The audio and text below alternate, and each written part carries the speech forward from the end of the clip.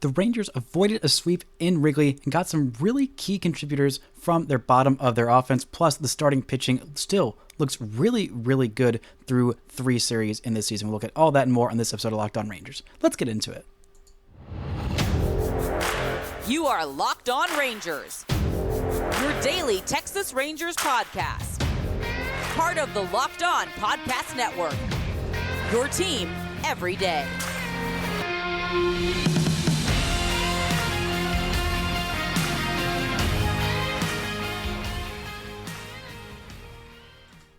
You are Locked On to the Texas Rangers. I'm Bryce Patrick, a criminally addicted Texas Rangers fan since 2010, the founder and host for all 5 seasons of this Locked On Rangers podcast. Thank you all so much for making Locked On Rangers your first listen every single day. If you're not already, you can follow me on Twitter at Bryce Patrick. You can follow the show at Locked On Rangers. Subscribe on YouTube, where the best way you can help grow the show is to comment nearly any single thing below. Before we get into today's episode, this episode is brought to you by Ultimate Baseball GM. If you ever dreamed of being an MLB GM and managing your own baseball franchise, then this game is definitely for you. To download the game, just go to ultimatebaseballgm.com or look it up in the app stores. Our listeners get a 100% free boost to their franchise when they use promo code LOCKEDON in the game.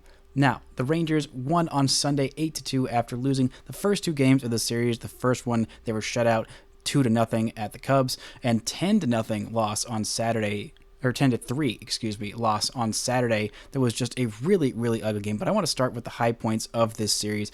Predictably, the Easter Sunday offense is risen 4 runs in the second inning, and they absolutely wacky and wild second inning of work. But the Rangers got big contributions from the bottom of their lineup. That was the story of the game for me in this Sunday matinee getaway game, get back home and face off against the Royals. The Rangers, I feel like, should have taken at least 2 out of 3 against this Cubs team. The Saturday game was just one of those games where it felt like, all right, everything just kind of went wrong, and occasionally you have those. The Rangers hadn't had much of that early in the season. They've just been kind of beat by good teams at that point. I mean, they weren't beat by the Phillies, who are a good team, but they were beat 2 out of 3 times by the Orioles, who, again, I think are probably going to be, if not a playoff team, then definitely in the mix for a playoff spot at the end of the year. But on Sunday, this Rangers offense got key contributions from the likes of Travis Jankowski, Bubba Thompson, and also Jonah Heim. Multi-hit game for Thompson and Heim. Thompson really used his speed very, very effectively. He is one of, if not the fastest players in all of baseball. A former first-round pick who, if you'd have told me 3 years ago that he would be contributing to a Rangers team with a winning record, I would have been a little bit skeptical. But Bubba Thompson has not gotten nearly enough run this season. That Rangers have usually been very hesitant to use him. They wanted to save him for a late game pinch hit appearances, pinch running appearances. He's only played in 3 games so far this year, only had 7 at-bats, and I believe that 4 of those came today. So Bubba Thompson needed to get in the lineup today. It needed to be today, and Jankowski also really took advantage from his spot in the lineup, got a walk and an extra base hit, a double that drove in a run and scored a pair of runs as well. Really big from the bottom of this lineup, but Bubba Thompson used his speed to get an RBI triple, just absolutely smacked the crap out of it. He is a guy who was a very, very raw, toolsy athlete. Obviously, the speed is very evident. I think the power has not really shown itself as much at the big league level. I think eventually, if he becomes an everyday player, which I do still think is in his range of possibilities, then you might see a little bit more of that, raw power. But he's not trying to be an extra base hit. He's not trying to be a guy who goes for the home run and sells out. He's trying to use his speed, which is his most prevalent tool, to his advantage, to be kind of, think of what Elvis Andrus was in the early parts of his career, a guy who kind of sacrificed strength and the power numbers to kind of put the ball in play, put it on the ground somewhere, try and work at bats, which is not something that was necessarily his strength. He's gotten a whole lot better at pitch recognition over the last few years. If you had asked me to project what he would be about 3 years ago, I kind of would have thought maybe a 4th outfielder, maybe he gets to the big leagues, but he's a big leaguer and he is a contributor at this point. I would like to see him more often in center field. Adolis Garcia had a little bit of misadventures. I don't know how much I trust him as an everyday center fielder until Leody Taveras gets back, which again should be any day now. He has been on a rehab stint in Frisco, so I think sometime this week we will see Leody Taveras, which unfortunately will probably be less time for Bubba Thompson. But if we're looking left field, then I think that the Rangers might be needing a little bit of a shakeup from what they've had in left field Robbie Grossman has played 8 games so far this season. He had the huge 3-run homer on opening day, worked a pair of walks, but for the most part, he has been very ineffective since then. He's hitting just 185 with a 233 on base. It's granted it's just 30 plate appearances, but when the Rangers sat him on Sunday, the Rangers offense really exploded from the guys who basically took his spot in that lineup. They have Josh Smith, who is working some great at-bats and really getting on base at a high clip. Might need to see a little bit more of Josh Smith in this lineup as well. He's hitting 273, and his on-base is among the league leaders at 529. It was over 600 heading in this game, but he did end up getting a hit in this one and scoring a run as well.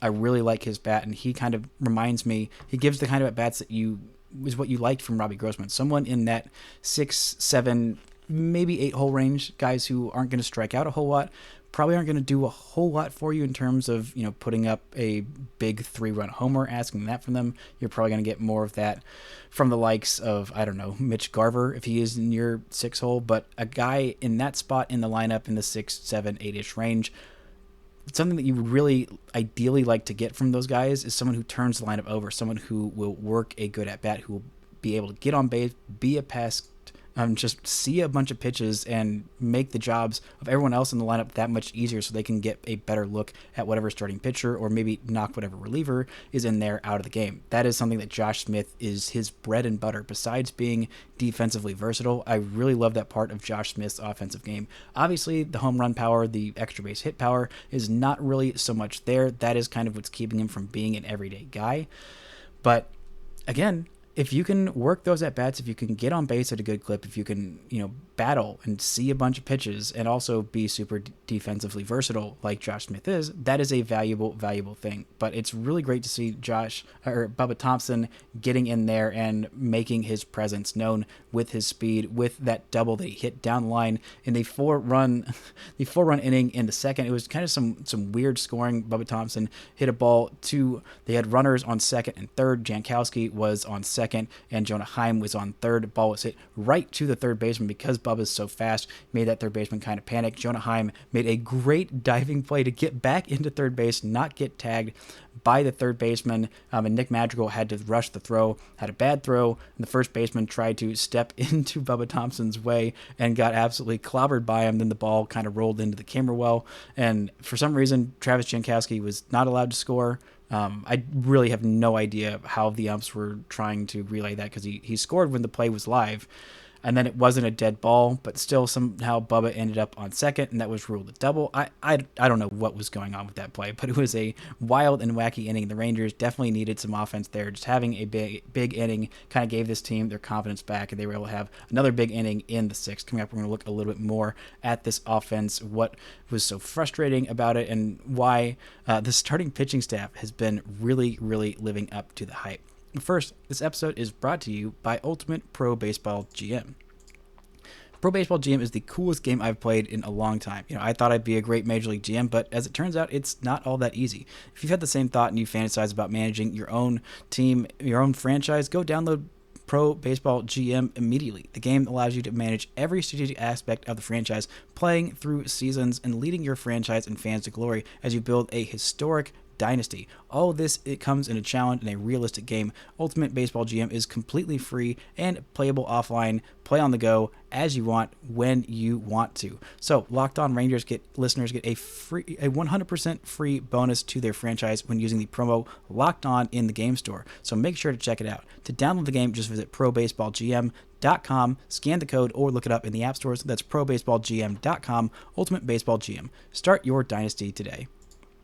This episode is also brought to you by our new sponsor, Rocket Money. Rocket Money is a personal finance app that finds and cancels your unwanted subscriptions, monitors your spending, and helps you lower your bills all in one place. Over 80% of the people who have subscriptions that they've forgotten about, and chances are you're probably one of them. Like that Stars app, you just want to watch that one show, or the free gaming trial that you never actually used. Rocket Money quickly and easily find your subscriptions for you and For any that you don't want to pay anymore, just hit cancel and Rocket Money will cancel it for you. It is that easy. Rocket Money also helps you manage all your finances in one place and automatically categorize your expenses so you can easily track your budget in real time and get alerted if anything looks off. Over 3 million people have used Rocket Money, saving the average person up to $720 a year. So stop throwing your money away, cancel unwanted subscriptions, and manage your expenses the easy way by going to rocketmoney.com/lockedonmlb. That's rocketmoney.com/lockedonmlb. rocketmoney.com/lockedonmlb. Now, these Rangers starting pitchers have been doing a really, really good job, even in a series where the Rangers lost 2 out of 3. For almost all of their starts, outside of a bad Andrew Heaney blow-up, hopefully we can get a better start out of him on Monday as this series opens against the Royals, and outside of an opening day wacky, weird Jacob deGrom kind of getting hit around and getting baseballed to death in opening day, this starting rotation has been really, really good. I mean, starting with this Sunday game, I've really loved what I've seen from Jon Gray so far this season. It has just been really, really good stuff in both of his starts. All of his runs have come via home run, and I really thought he should have gotten out of the 6th inning, but a 2-2 strike call that was called the ball, and then eventually he walked batter and was taken out before he could finish the 6th inning. Again, I'm not too worried about him, but he ended the day with 10 swings and misses, which is exactly twice as much as the next best pitcher in this game. It was just a really strong outing for Jon Gray, and a really smart way to attack the final batter that he faced, that he ended up walking. He went with 2 curveballs in a row, something he doesn't throw a whole lot of. It's actually by far his least thrown pitch. He threw a little bit more of them today. He had 13 curveballs in this one, which is a little bit more than he usually throws, but still, it was working well for him. He was able to spot at the bottom of the zone for that first pitch, was able to go a little bit lower, ended up being 1-1, and a changeup perfectly dotted the outside corner that should have been a called strike 3 on the 2-2 count, but wasn't, and then could not put him away with the final pitch and ended up walking him. Will Smith comes in and does a great job getting out of that jam and then getting through another inning. The Rangers offense was able to kind of put it away, give a 3 runs more that they scored in the 6th inning to kind of alleviate any of the stress. Ended up winning 8-2, and that was that. But Jon Gray has been really, really consistent for the Rangers, and he's pretty much their number 4 starter. Number 4 starter is looking so far like maybe the best starter. I mean, Nathan Eovaldi also had a really, really great start. He's been better, I think, than his numbers have shown. 6 strikeouts for him, 5 hits, 2 runs, both of which were earned. I don't think that they should have been earned. I believe that was the game where Adolis Garcia had a little bit of a misadventure in center field, a ball that glanced off his glove that was ruled a double that maybe should have been ruled an error. It was a tough play, so it's hard to, judge him and say that Adolis was just playing bad defense. Like, he probably should have caught it, but again, it happens. Still went 5 2/3 innings. He is second on the team in innings pitched so far. I believe he is also tied with Martin Perez. Yes, both of them are tied at 10.2 innings. I think eventually deGrom will probably overpass them in his next start, but Jon Gray is at 12 innings, which leads the team.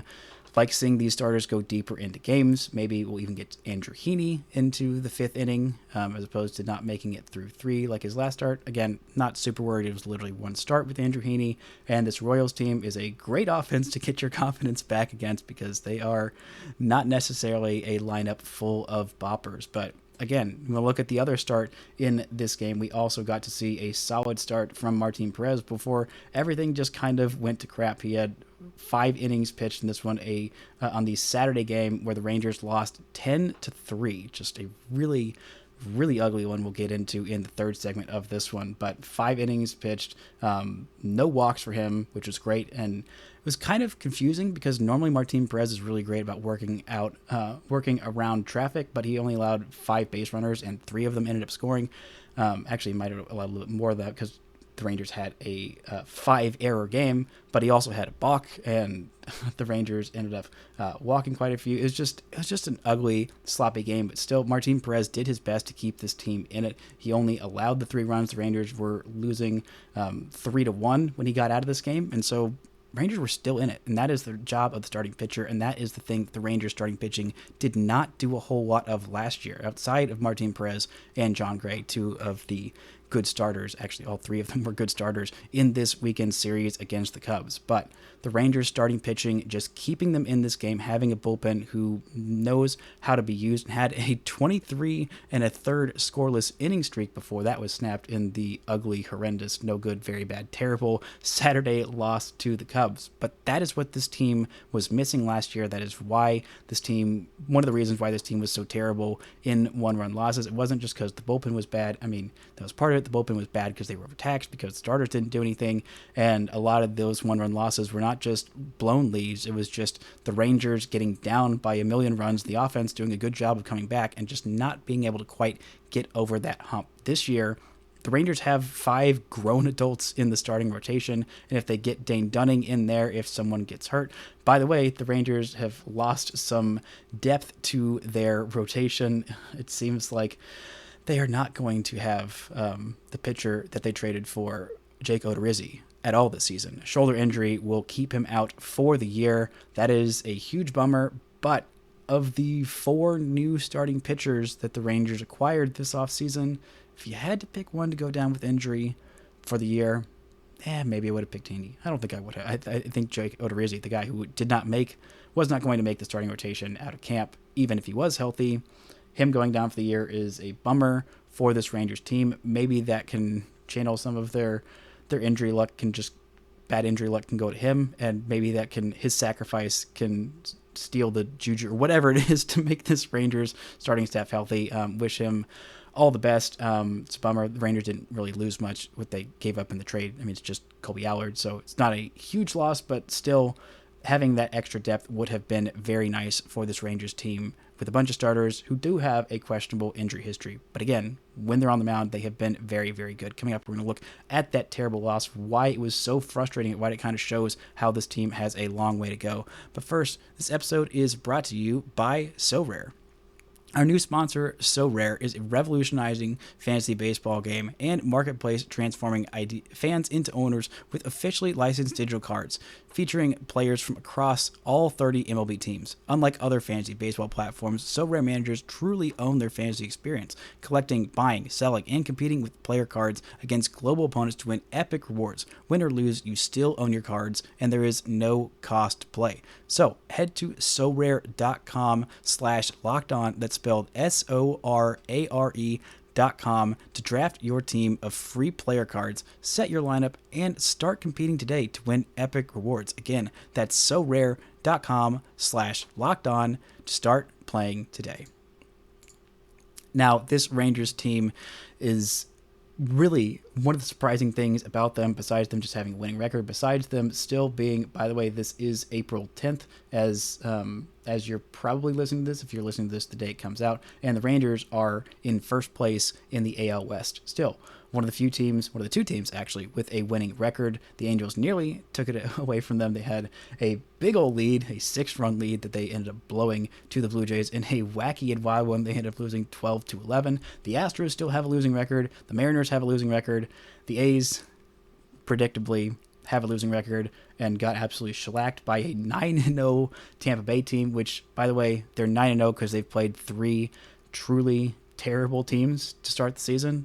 They've swept, I believe it is Detroit and the Reds and now Oakland. So they have beat them by a crap ton, but still, maybe Oakland is not quite as scrappy fun as we thought. But anyway, the Rangers have a winning record, but occasionally they will have these bad games. They had a 5-error game, which I believe Bruce Bochy had Evan Grant of the Dallas Morning News wrote about that Bruce Bochy had like 1 game in his managerial career where in San Francisco, maybe like 3 of them, that his teams had 5-error games, but it was every bit as ugly. There could have been even more. Honestly, there could have been probably up to like 7. It was just so rough. I mean, had a couple of throwing errors from Corey Seager, which again will happen. A kind of rare Simeon error. Don't see a whole lot of those. A Jonah Heim throwing error and Dolis Garcia throwing error, just throws going freaking everywhere, and the Rangers also had a balk, and it was just ugly baseball. I mean, it just got really out of hand.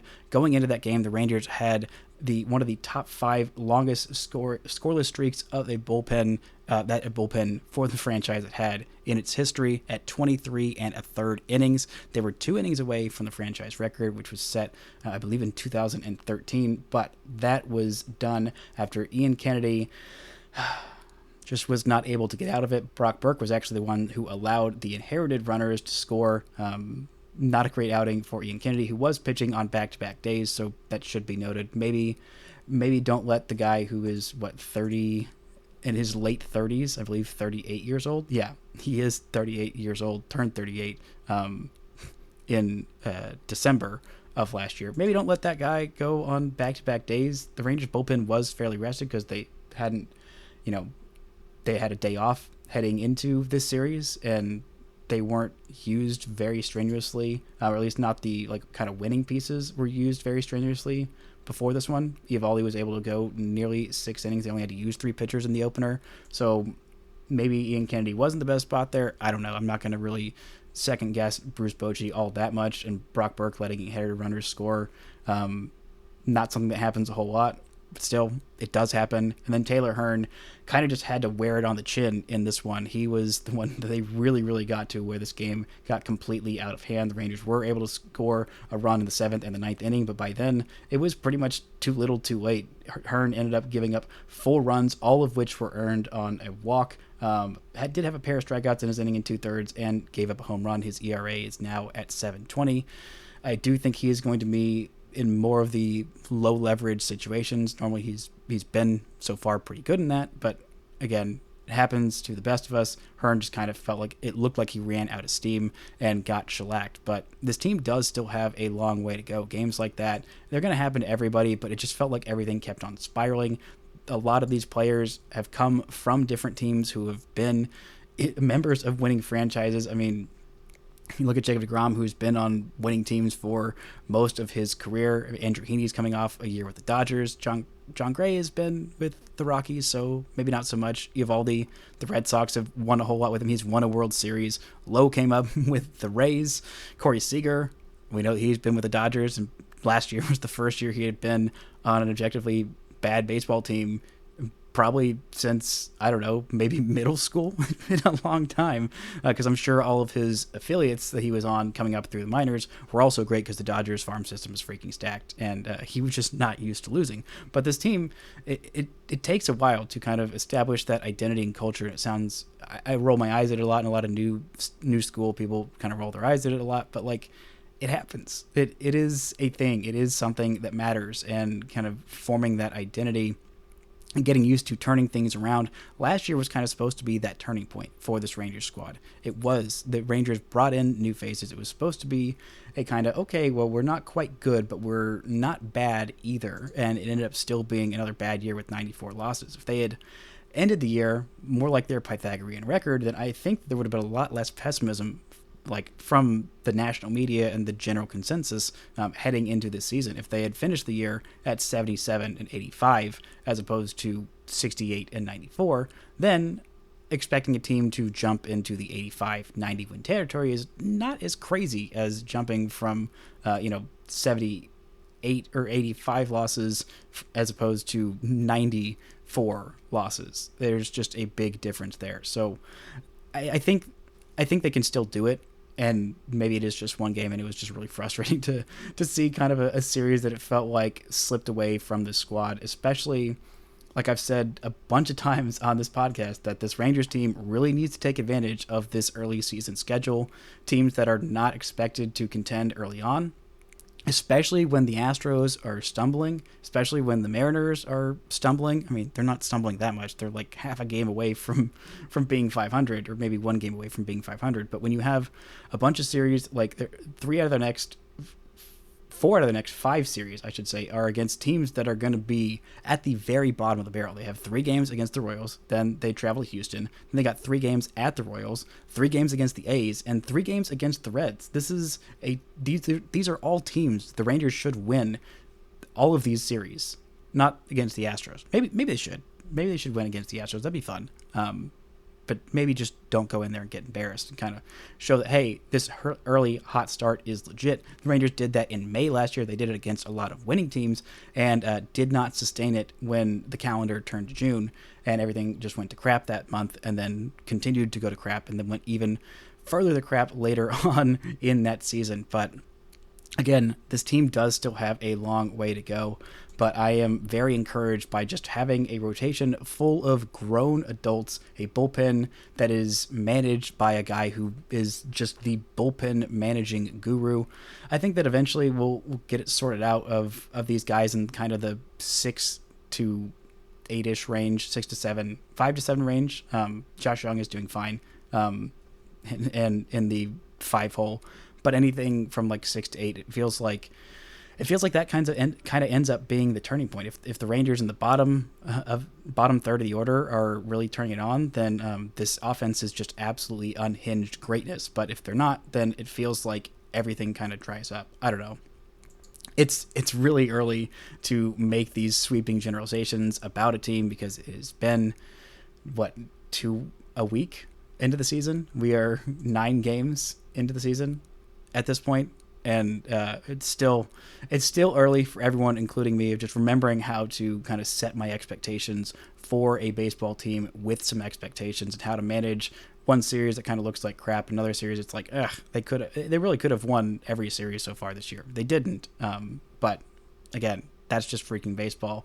And kind of remembering what it's like to watch a team that is expected not to suck and kind of reframing all of those expectations. I'm sure you as Rangers fans are also kind of struggling with that of like, all right, how much do I freak out about one stupid 10-3 loss to the Cubs where everything looked like crap and I just wanted to, throw my remote, except there's 162 baseball games, so I'm not going to throw it over one Saturday matinee loss to the freaking Cubs in April. Maybe a Saturday matinee loss to the Cubs in like October that knocks the Rangers out of postseason contention. Maybe that's when you start throwing things. Not that you should ever be throwing things a whole lot while watching baseball games, unless you are watching a baseball game from the field and playing. Then you should be throwing things mainly just like the baseball.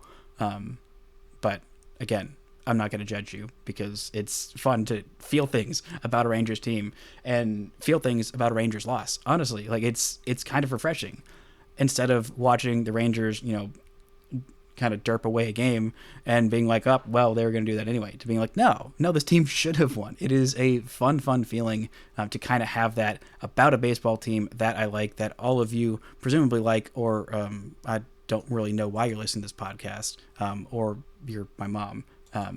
Which she also likes the team, so I guess she's kind of counted in there as well. But anyway, this has been a interesting weekend. Good to see the Rangers get back on track. The Rangers have not lost more than 2 games in a row. Hopefully they can keep that going. If you keep that kind of going and you can have some prolonged win streaks more than just the 3 games that they've had, I think they can run off a little bit of a win streak with this easy schedule that I talked about after they go on to face off against Houston. Or maybe they can carry a sweep. Maybe they can carry a 4-game winning streak if they do end up sweeping this Royals team, which is, maybe not the worst team in baseball, and it's going to be fun to see Zach Greinke. It'll be a very different style of matchup of Andrew Heaney versus Zach Greinke. That'll be really interesting. Guy who gets all strikeouts and a guy who gets no strikeouts. That is going to be a fun Monday night matchup, and then a Jacob deGrom start on Tuesday that will hopefully be just as majestic as his second start, less like his getting baseball to death first start. But that is going to do it for this edition of Locked On Rangers. Thank you all so much for making Locked On Rangers your first listen every day. Now for your second listen, go check out Locked On Fantasy Baseball. Win your league by listening to Matt and Dom every day as they bring you the best fantasy draft strategies. Find Locked On Fantasy Baseball wherever you get your podcasts and on YouTube, part of the Locked On Podcast Network, where it's your team every day. Thank you all so much for listening and subscribing. And until next time, don't forget to enjoy baseball.